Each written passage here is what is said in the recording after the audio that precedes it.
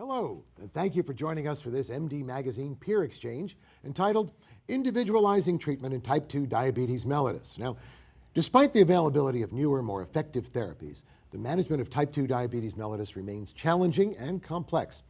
In addition, patients with type 2 diabetes often have multiple comorbidities that further necessitate an individualized approach. This MD Magazine peer exchange is going to focus on the underlying challenges in diabetes management, including discussions on the nuances of clinical decision-making and the role for the newest treatment options. I'm Dr. Peter Salgo.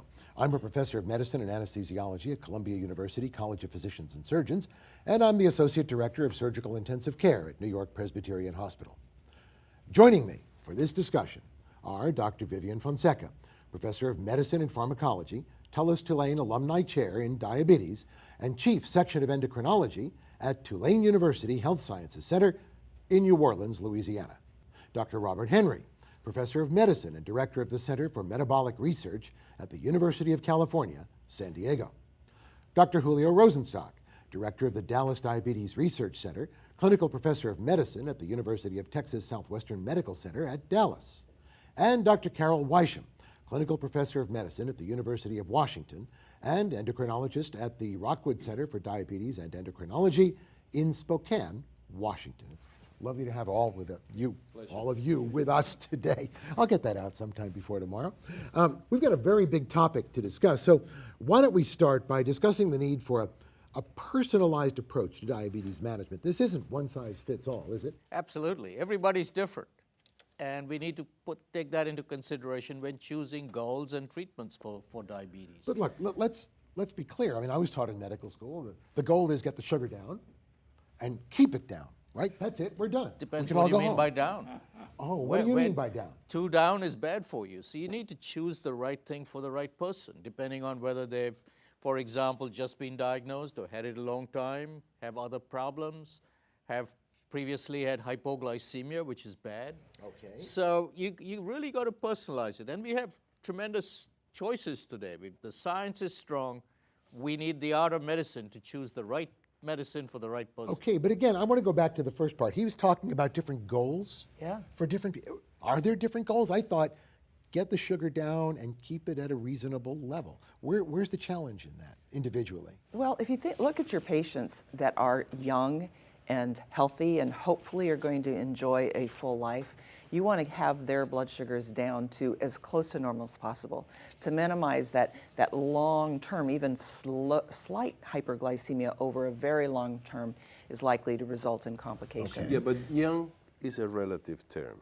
You know, Oh. young, Younger than I am, well, how's that? no, young, I mean, what we mean by young is with the early diabetes. When diabetes is early recognized, when the diabetes is diagnosed. Obviously, young, one of the things that we need to take into consideration for personalized medicine is life expectancy. I mean, how many years the person is going to live and the chances of developing micro or macrovascular complications. But the point here is that we need to be more proactive when we diagnose diabetes, when it's newly diagnosed. And one of the good things that now practitioners have is the ability to measure A1C, which is much easier to diagnose diabetes. And so if routinely people are going to measure A1C, let's say every 6 months or every year, and it's above 6.5, then that makes the diagnosis of diabetes. The point is to be more aggressive, intervening at the beginning when the diagnosis is made, so we can get whatever target we're going to have. If it's somebody who has cardiovascular disease, has comorbidities, and has some medical issues, we're not going to be that aggressive in getting the A1C down below 7%. Well, let me just stop you on that, because I think we really ought to drill in. Do you all agree about that? If somebody has heart disease, don't be so aggressive? Yep. Why? What's the The downside? issue is what kind of tools you're going to use. If you're going to use insulin and so on, where you can have hypoglycemia, you have to be a little bit more cautious. But if somebody has cardiovascular disease, we now, for the first time, we have drugs that actually have shown that they can reduce the cardiovascular risk and reduce cardiovascular events. Like for instance, as I was saying, when you diagnose somebody with diabetes, we're more aggressive using first-line therapy with metformin.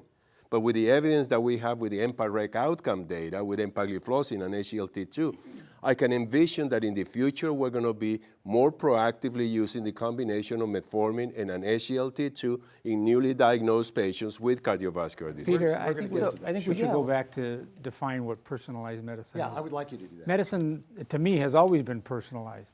It's just when we first started in this business a few years ago, there was only one or two treatments. There were only one or two treatments. Insulin and sulfonylureas were our mainstay for many, many years. And so each patient was personalized to those therapies. And you obviously did the best you could with those under the conditions you had. But now today we've gotten, more than 10 classes of medications that are routinely used, and each of them has its unique positives and benefits. So I think when we personalize it, we're talking about using medications that are suited to that individual's personal case. So a little bit of what Dr. Rosenstock is saying, that of an individual with heart disease, you would look at drugs that have been now shown to prevent or delay heart disease, are particular. But now this has come because we've had so much discovery in the last 2 decades. But that's personalizing the treatment. Treatment, You need yes. to personalize It's the goals as well. That's what, yeah, So, we need to get back the there. goal that we choose on A1C, because that correlates best with long-term outcomes, is to prevent complications. If you got no complications, then a goal of 6 or 6.5 is appropriate.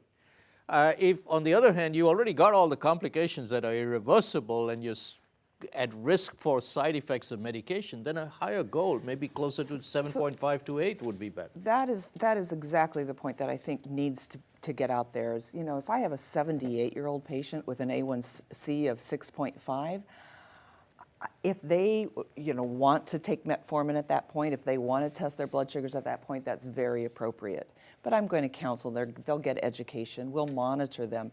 But to try to get a 78-year-old down below 6% is not giving them any benefit. And the risk... Well, not even 6%, below 6.5 or below 7%. I mean, if I have a 78-year-old person with diabetes and some cardiovascular disease, I would be satisfied with an A1C between 7 and 7.5. That's the point. That's Some of us are not far away from 78. You. So let's look at it in terms of life expectancy. You could have a very fit, healthy 78-year-old who tolerates 1 or 2 medications very well without any side effects and is looking forward to living to 100.